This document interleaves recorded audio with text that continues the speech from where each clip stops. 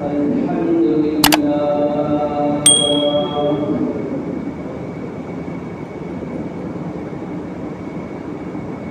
الحمد لله رب العالمين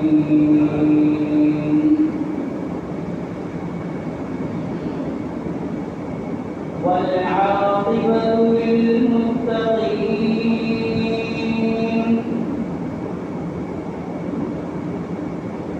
والصلاة والسلام على رسوله سيد الأنبياء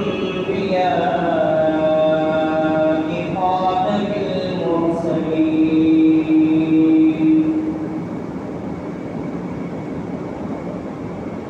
وعلى آله وأصحابه أجمعين.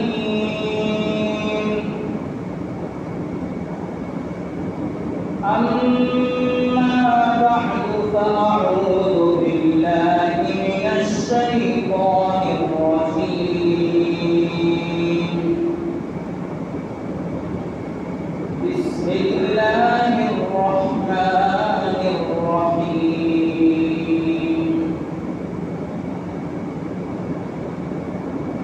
يا أيها الذين آمنوا كتب عليكم الصيام كما كتب على الذين من قبلكم لعلكم تتقون.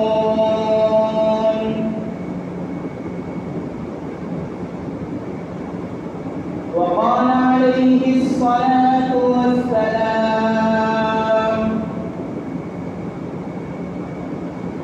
من سلم في رمضان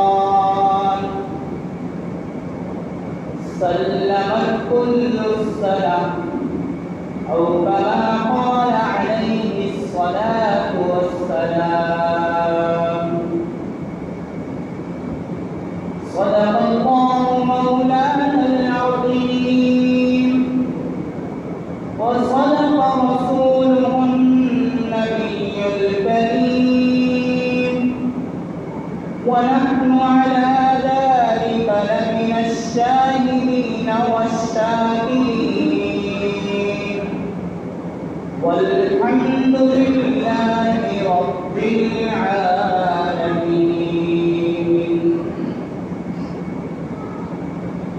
قابل احترام میرے بزرگوں، دوستوں اور عزیز ساتھیوں، سب سے پہلے تو ابھی صفیں پوری کر لیں. جو لوگ پیچھے بیٹھے ہیں وہ آگے آ جائیں، پہلی اور دوسری صف میں آ کر بیٹھ جائیں. اور دوسری بات، آج جمعہ کا مبارک دن ہے.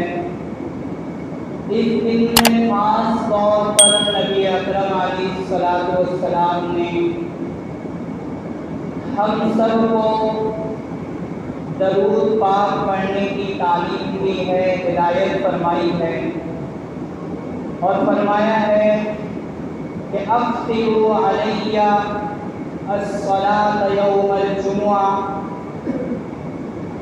جمعہ کے دن مجھ پر خاص طور پر درود شریف پڑھا کرو، اس لیے کہ من صلی علیہ صلاۃ واحدۃ صلی اللہ تعالی علیہ عشرا، جو ایک مرتبہ مجھ پر درود بھیجے گا اللہ تعالیٰ اس پر 10 رحمتیں اور 10 سکون نازل فرمائیں گے. اس لیے آج کے دن خاص طور پر مغرب کی نماز سے اذان سے پہلے تک کثرت سے درود شریف پڑھیں. بڑے فائدے ہیں درود شریف کے. دنیا کے بھی کام بن جاتے ہیں اور آخرت میں بھی کامیابی ملتی ہے. اس لیے آج درود شریف کا بھی اہتمام کریں. رمضان المبارک کا مبارک مہینہ، رحمتوں والا مہینہ، برکتوں والا مہینہ اب بہت دور نہیں ہے، اس کا شوق دل میں پیدا کروں، شوق پیدا کروں۔ اس لیے نبی اکرم علیہ الصلوۃ والسلام نے فرمایا احصو ہلال شعبان لرمضان، 3 دنوں، آج شعبان کی کتنی تاریخ ہے، کل کتنی تاریخ ہے، آج کتنی تاریخ ہے، روزانہ تاریخ ایک دوسرے سے پوچھو، شمار کرو، تاکہ شوق پیدا ہو، اشتیاق پیدا ہو، انتظار دل میں آئے، انتظار کا جذبہ اٹھے۔ اور اس کے لیے کیا کرو، ظاہری تیاریاں کرو، گھر صاف کرو، مسجد صاف کرو، ایک نیا جذبہ ہو، ایک نیا امنگ ہو، ایک نیا شوق ہو، پھر رمضان کا استقبال ہو، پھر رمضان میں عبادتوں کا مزہ ہے۔ اور ایک بات سمجھ لو، ایک چیز ہوتی ہے خدا پرستی اور ایک ہوتی ہے مفاد پرستی۔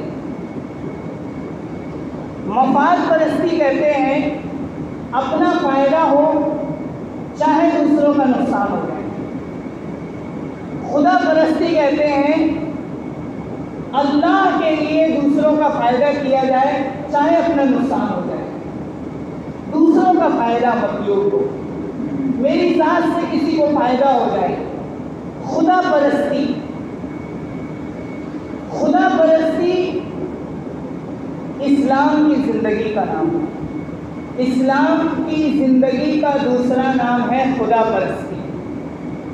اس کے علاوہ دنیا میں جتنے طور طریقے ہیں، جتنی زندگیاں ہیں، جتنی تہذیبیں ہیں، جتنی زندگی گزارنے کے طریقے ہیں، چاہے انہیں مشرقی زندگی کہا جائے، چاہے مغربی زندگی کہا جائے، چاہے کچھ بھی نام دے دیا جائے، وہ سب مفاد پرستی کی بنیاد پر ہے۔ ان سب کی بنیاد مفاد پرستی پر ہے۔ میرا اپنا فائدہ ہو، میرا فائدہ ہو، کسی کا نقصان ہو، میرا فائدہ ہو جائے۔ سارے مذاہب کی بنیاد اسلام کے علاوہ مفاد پرستی پر ہے، لیکن اسلام کی زندگی یہ خدا پرستی پر ہے۔ خدا پرستی یہ مومن کا مزاج ہے۔ مومن خدا پرست ہوتا ہے، اور جب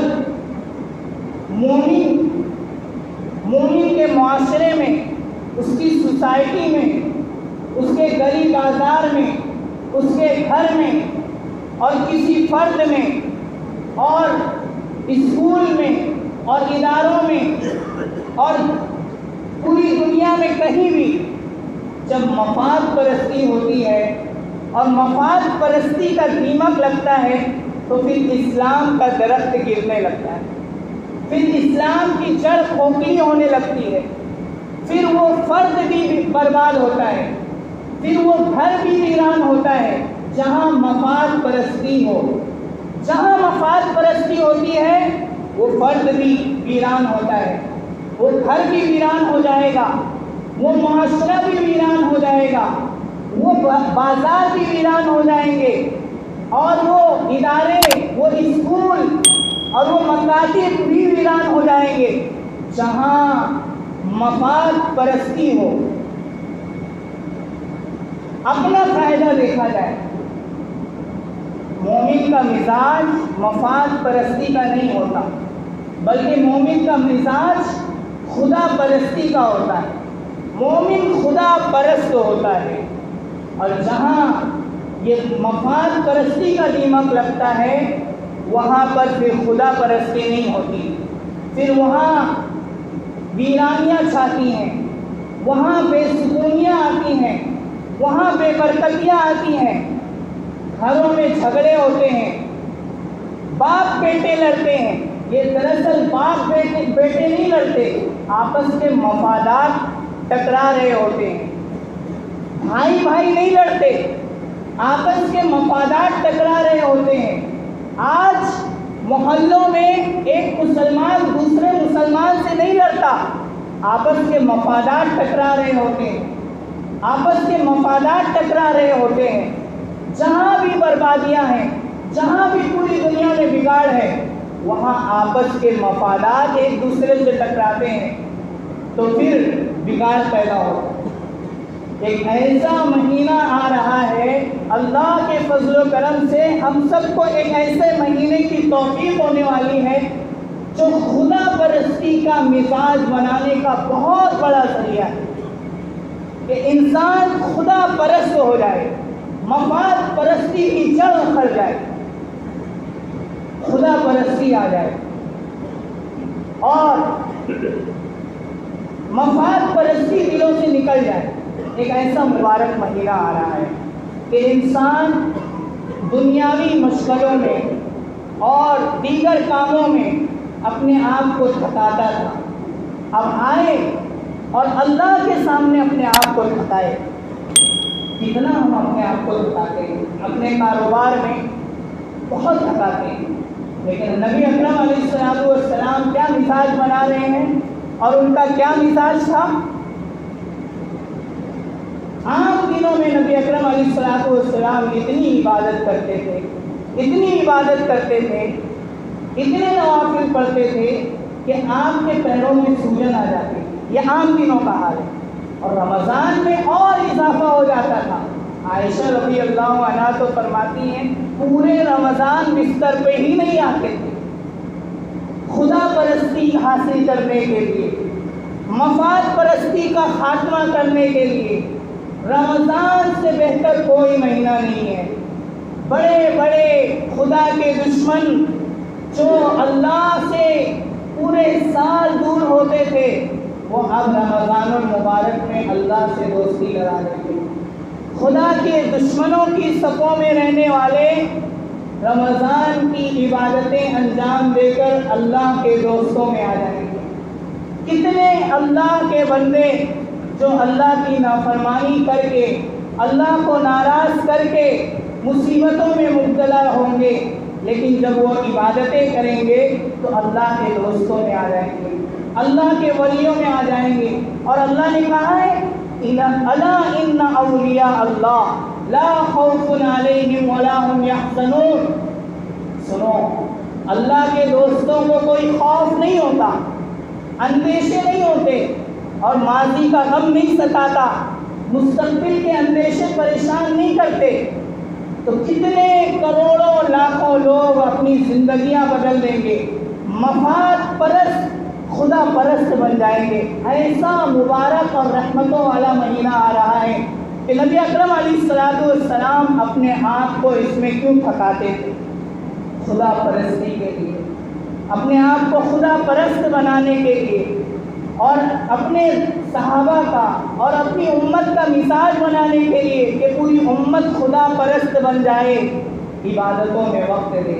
یہ رمضان المبارک کا جو شیڈول آئے گا، جو ترتیب آئے گی، اس ترتیب کے مطابق زندگی گزارنے والے اگر زندگی گزار گئے، اس ترتیب کے مطابق اگر ایک مہینہ گزار گئے، تو نبی اکرم علیہ السلام نے ارشاد فرمایا جس کا رمضان المبارک صحیح گزر گیا، جس کا رمضان المبارک سلامتی کے ساتھ گزر گیا، جس شیڈول کو دیا جا رہا ہے، روزہ، تراویح، 5 وقتہ نماز، ذکر و تلاوت، تہجد، سحری، افطار، سحری اور افطار کی مقبول دعائیں، اگر یہ سب انجام دی گئی، اس کا پورا 11 مہینہ بڑی سلامتی کے ساتھ گزرے گا۔ یہ نبی اکرم علیہ السلام کا فرمان ہے کہ جس کا رمضان اچھا گزر گیا، سلامتی کے ساتھ گزر گیا، خدا پرستی میں گزر گیا، وہ نفس پرستی سے بھی محفوظ ہو جائے گا، وہ مفاد پرستی سے بھی محفوظ ہو جائے گا،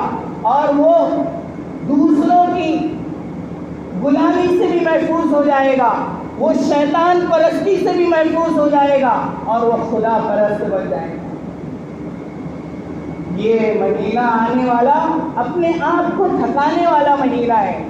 کیسے تاجر لوگ اپنے آپ کو دن بھر تھکاتے ہیں، کیسے کام کرنے والے اور دنیا کی بھاگ دوڑ کرنے والے اپنے آپ کو تھکاتے ہیں، لیکن جن کو اللہ تعالیٰ دل کی آنکھیں عطا فرماتے ہیں. جس کو اللہ تعالیٰ نصیب فرما دے، جو خوش قسمت ہوگا، بڑا نصیب والا ہوگا، جس کو اللہ تعالیٰ یہ توفیق دے دے کہ رمضان المبارک میں وہ اپنے آپ کو تھکائے، عبادتیں کریں، نوافل پڑھے، تلاوت کرے. قدردان لوگ، رمضان کی قدر کرنے والے لوگ ایسی قدر کر کے چلے گئے کہ 6 مہینہ پہلے سے رمضان المبارک کے حصول یابی کے لیے دعائیں کرتے تھے کہ اللہ ہمیں بھی رمضان المبارک کی مبارک لمحات نصیب فرما دے. 6 مہینہ پہلے نبی اکرم علیہ الصلوۃ والسلام 2 مہینہ پہلے سے دعائیں کرنا شروع کر دیتے تھے. اللہم بارک لنا فی رجب و شعبان وبلغنا رمضان. اور اللہ کے نیک بندے ایسے بھی گزرے ہیں کہ 6 مہینہ پہلے سے دعائیں کرتے تھے، اللہ رمضان عطا فرما دینا، رمضان عطا فرما دینا.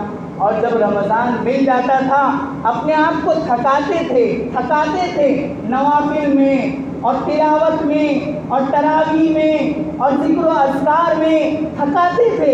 اور اس کے بعد جب رمضان گزر جاتا تھا تو اس کی قبولیت کی دعائیں کرتے تھے. 5 مہینہ اس کی قبولیت کی دعائیں کرتے تھے کہ اللہ قبول کر لیجئے، اللہ قبول کر لیجئے. کیا اہمیت ہوگی رمضان کی کہ 5-6 مہینہ پہلے سے دعائیں ہو رہی ہیں اور پھر رمضان میں اپنے آپ کو عبادتوں میں تھکایا جا رہا ہے اور پھر اس کی قبولیت کی دعائیں کی جا رہی ہیں کہ اللہ قبول کر لے، اللہ قبول کر لے. کیا اہمیت ہے رمضان کی، کیا رحمتیں اور برکتیں ملنے والی ہیں، پانے والے ہی محسوس کریں گے. اللہ ہم سب کو نصیب فرمائے. قدر کرنے والے قدر کر کے چلے گئے، قدر کرنے والے قدر کر کے چلے گئے اور انہوں نے ہم سب کے لیے نمونہ دیا ہے. ایک نمونہ میں آپ کے سامنے پیش کروں گا، شاید کسی کو وہ نمونہ مل جائے اور اس کی روشنی میں اسے نمونہ بنا کر وہ بھی کچھ عبادتیں کر لیں. اللہ مجھے بھی توفیق دے دے. یہ جو کتاب ہم پڑھتے ہیں فضائل اعمال، بڑی مقبول کتاب ہے. مسجد پڑھی جاتی ہے، فجر میں پڑھی جاتی ہے، عصر میں پڑھی جاتی ہے، بڑی مقبول کتاب ہے. گھروں میں اس کی تعلیم ہوتی ہے جس کا نام ہے فضائل اعمال.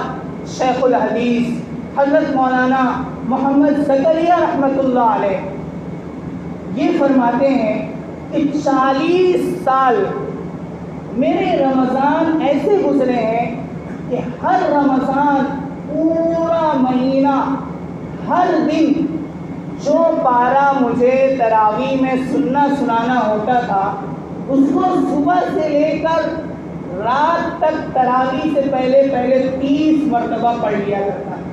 30 مرتبہ مطلب ایک قرآن. پورے قرآن شریف میں کتنے پارے ہیں؟ 30 پارے.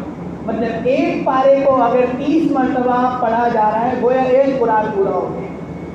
فرماتے ہیں کہ 40 سال کا میرا معمول ہے کہ میں تو اپنے آپ کو یہ سمجھتا ہوں کہ مجھ سے کچھ ہوتا ہی نہیں، میں تو کچھ کرتا ہی نہیں. کرنے والے تو ایک دن میں 60 قرآن پڑھ کے چلے گئے. قدر کرنے والے تو قدر کر گئے، میں تو نااہل ہوں. فرماتے کتاب میں کہ مجھ سے تو کچھ نہیں ہوتا. لیکن دوسری جگہ آپ کا معمول لکھا ہے، فرماتے ہیں کہ 40 سال سے میرا معمول ہے کہ ہر رمضان میں جو پارہ مجھے تراویح میں سنانا ہوتا تھا اس کو میں 30 مرتبہ پڑھ لیا کرتا تھا. اور فرماتے ہیں کہ میں اپنے گھر کی عورتوں کو دیکھ کر خوش ہوتا ہوں، مجھ سے تو کچھ نہیں ہوتا. اتنا کچھ کرنے کے بعد تواضع کا عالم دیکھیے، کیونکہ ان کے سامنے اور بھی بڑے بڑے لوگ ہیں، اور بھی بڑی بڑی عبادتیں کرنے والے اور اپنے آپ کو تھکانے والے لوگ موجود ہیں. اس لیے فرماتے ہیں مجھ سے تو کچھ نہیں ہوتا لیکن گھر کی عورتوں کو دیکھ کر خوش ہوتا ہوں. گھر کی عورتوں کو، اپنے گھر کی عورتوں کو دیکھ کر خوش ہوتا ہوں کہ گھر میں کچن کے کام بھی سنبھالتی ہیں اور بچوں کی دیکھ بھال بھی کرتی ہیں اور اپنے میاں کی خدمت بھی کرتی ہیں، جھاڑو پوچھا اور برتن بھی کر لیتی ہیں، کھانا پکانا بھی کر لیتی ہیں. ان سب چیزوں کے باوجود دن بھر میں 16-17 پارے کی تلاوت بھی کر لیتی ہیں. ان عورتوں کو دیکھ دیکھ کر میں خوش ہوتا ہوں، مجھ سے تو کچھ نہیں ہوتا۔ یہ دیکھیے حضرت مولانا زکریا رحمۃ اللہ علیہ کا رمضان المبارک میں کیا معمول ہے، ہم انہیں نمونہ بنائیں۔ رمضان المبارک قریب ہے اور اپنے آپ کو تیار کریں، عبادتوں کے لیے شوق پیدا کریں اور اس قدر عبادت کریں کہ دل بدل جائے، دل کی ترتیب بدل جائے، زندگی بدل جائے۔ یہ رمضان کے روزے رکھ لینا، تراویح پڑھ لینا کافی نہیں ہے، بلکہ زندگی بدلنے کے لیے رمضان آ رہا ہے۔ مفاد پرستی سے، نفس پرستی سے، شیطان پرستی سے ہم خدا پرستی کی طرف آ رہے ہیں۔ اتنے اللہ کے دشمن اس ماہ رمضان کی مبارک راتوں میں، دنوں میں عبادتیں کر کے اپنی زندگیاں بدل لیا کرتے ہیں۔ لاکھوں کروڑوں لوگ اس ماہ رمضان کی عبادتوں اور دعاؤں کی برکت سے آنے والی زندگیاں اپنی تبدیل کر لیا کرتے ہیں۔ تو محض رمضان کے روزے رکھ لینا، تراویح پڑھ لینا اور تلاوت کر لینا یہی کافی نہیں ہے، بلکہ اپنی زندگی بدلنا ہے، زندگی اللہ کی اطاعت پر لانا ہے۔ جیسے رمضان المبارک میں حلال چیزیں دن میں چھڑا دی جاتی ہیں، حلال چیزوں سے روک دیا جاتا ہے کہ حلال مت کھانا، حلال کھانا منع، حلال پینا منع، حلال تعلقات منع۔ کیوں؟ اللہ تعالیٰ چاہتے ہیں کہ میرے بندے حرام کھانے سے بچیں، پوری زندگی حرام کھانے سے بچیں، حرام پینے سے بچیں، حرام تعلقات سے بچیں۔ تو یہ مہینہ زندگیوں کو بدلنے کے لیے آ رہا ہے کہ زندگیاں بدل جائیں، خدا پرستی کی زندگی آ جائے۔ تو اس کی نیتیں کریں، اس کے ارادے کریں اور دعائیں کریں۔ پہلے سے رمضان المبارک کی رحمتوں، برکتوں اور اس کے خزانوں کو لوٹنے کے لیے دعائیں کریں۔